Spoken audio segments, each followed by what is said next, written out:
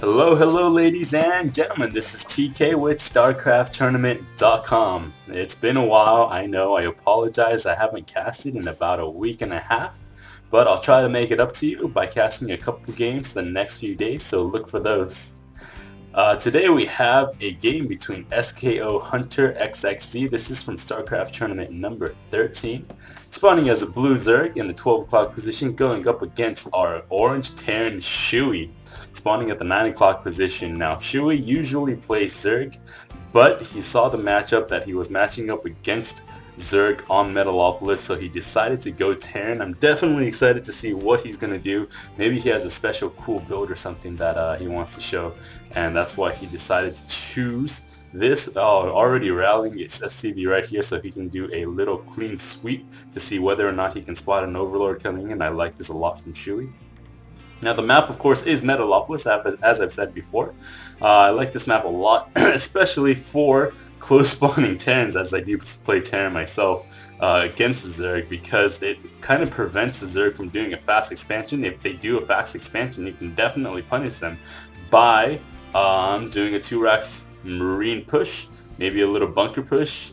There's a lot of ways that you can punish a close spawning Zerg who decides to fast expand. But anyways, SkOHunters didn't see the Terran spawning at that position, doesn't know where Shoey spawned exactly, but deciding to play it safe by getting a spawning pool first. That way he can have a couple of Zerglings out by the time his hatchery is up and by the time Shoey starts pushing out with a couple Marines, if he decides to do that. And that's what it seems like right now. He's getting 2 barracks, no gas. Note that if you scout his base and he doesn't have any gas going whatsoever, then he's probably going to go to 2 racks, pump out a couple Marines, and do a very aggressive build, because getting that gas is first of all minerals lost in building that gas geyser, and it's taking some SCVs away from your mining time. So you might as well, or if you're going to go a 2 racks harass, then you want to just skip the gas, get the barracks on 12 and get another barracks on 14, and just start pumping out Marines like Shoey is doing right now. Now Shoey,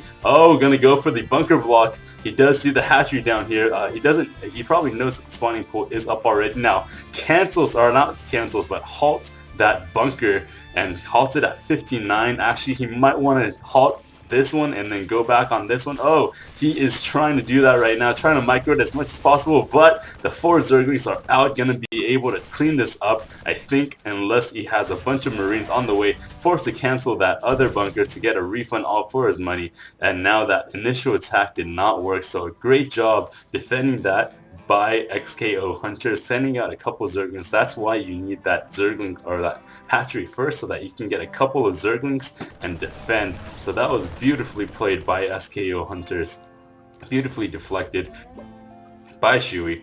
And then once that hatchery goes up, he can drone up a bit and get ahead in the economic game.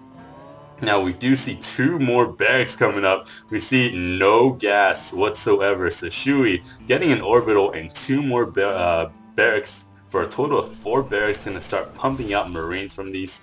I don't know if this is exactly the best idea, as Speedlings do fairly well against a certain number of Marines. Once the Marines hit a critical mass, then it's a little hard to manage with just Speedlings, but still, early on in the game, if you get Speedlings, then you can cut off some reinforcements and all that good stuff. So going a 4 racks, pretty much an all-in right at this moment, because if this does not work, then he's going to be so behind technologically. But anyways, we do see a couple Zerglings on the field. Shoey trying to do a little bit of scoot and shoot, getting a lot more Marines than I thought he would with that. But SkOHunter is gonna be able to clean that up with a couple of Zerglings.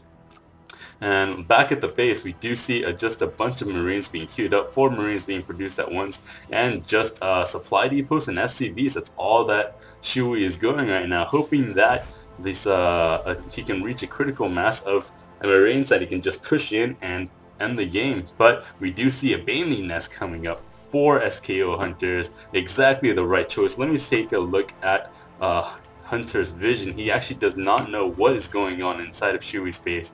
So this Overlord should be diving in around 7-8 minute mark just to see exactly what is going on. But, oh, there is a huge amount of Marines pushing out with a couple SCVs. There's about 5 or 6 Marines. Now, Speedling is up, so the Speedlings are able to get a good surround. Now, a couple of Banelings coming in. Ooh, being blown up by the Marines. Actually, that was pretty well done by Shoey, just spreading out his Marines, keeping his SCVs in the front to possibly take some damage, and then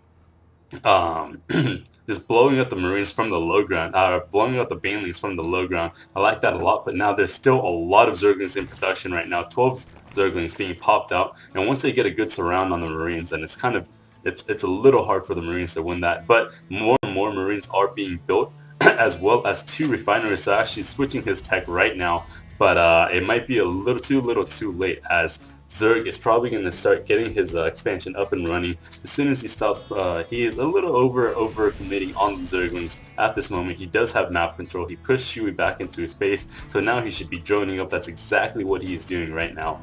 Building a bunker at the top of his base just to prevent a Baneling bust. I like these 2 barrack positioning right here because that creates a stronger wall than a usual supply depot barrack and a supply depot wall. Even though that supply depot is still vulnerable to a Baneling bust, the Banelings have to walk a little bit further to hit that supply depot, which leaves them a little vulnerable to these Marines just shooting it down before they can get to the supply depot, and building a couple bunkers around it as well. So I like this defense by Shoey. Lifting up barrack, probably just going to do a barrack scout. You rarely see this in a ZBT or ZBT, yes. Scouting with the barracks. Usually you just throw down a ComSat or a scan, but deciding to keep those energy just for the mules and scouting with the barracks just to see exactly what is going on outside his base, trying to see whether or not he can spot a couple Banelings and build a couple bunkers. We'll see what happens with that. But sees a bunch of Zerglings just chilling outside his base, so he's going to go right ahead and check the hatchery, the base, the expansion, and the natural and the main of the Zerg player to see what is going on, and what we see is just a bunch of drones being made. We'll take a look at the income tab. It's 35 drones to 21. SkOHunter's economy is definitely booming in comparison to Shoey's, so the hatchery is morphing into a lair, going to go for a little bit of a tech heavy build from here on out because he does have the drone advantage, and he knows that at this moment. Should probably just keep one of these Zerglings right at the natural of Shoey's base just to see exactly when that expansion is going up, and diving that Overlord in and seeing exactly what he needs to see. He does see the 2 starports, the factory, and the barracks are in the barracks, so he knows that Shoey is going to go a double starport something. Probably going to turn these into double starport into Banshees, I'm guessing. But one base Banshee is very risky play. He needs to start building a command center and needs to start expanding. But at this point, Hunters is very far ahead, so it's a very difficult position for Shoey to be playing in. Now that layer is up and running, and we take a look back at the production tab. We do see 2 Banshees coming up, but we do see a Spire. Once that Spire comes up, those Banshees are going to be pretty much useless. Banshee is very good against Zerg in the early stages of the game because Zerg does have little to no anti-air. But once they get those Mutalisks out and Overseer, it's pretty much rendered very useless against Zerg. Now, Zerg just staying on 2 bases, he could actually go ahead and take another base. Actually, he is taking another base at the gold. Oh, sorry about that. Gold expansion. I like this a lot. It's kind of ballsy, but he knows that he is very far ahead. So once you're ahead, you might as well just take a couple risks and get a little bit further ahead. If he can go ahead and take that gold and get that up and running, he is going to be so far ahead in terms of the economy. Now he does see those Banshees coming out. There is a Banshee and a couple Marines, actually a lot of Marines, and 2 Banshees, couple SCVs, and a lot of Marines. So let's see what happens with this. We do see Banelings being morphed. Now if he can use those Banshees to focus down the Banelings, that'll be very good.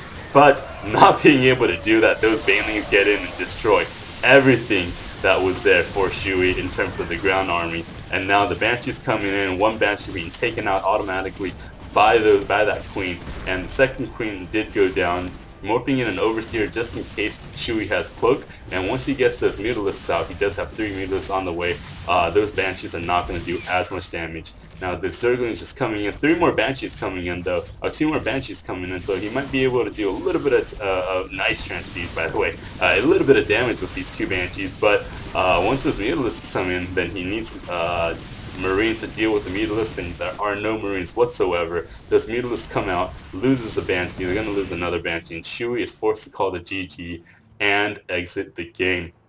I actually like that a lot from SkOHunters, deciding to get that spawning pool first, even though on a ZVT on this map you usually go for a 15 hatch.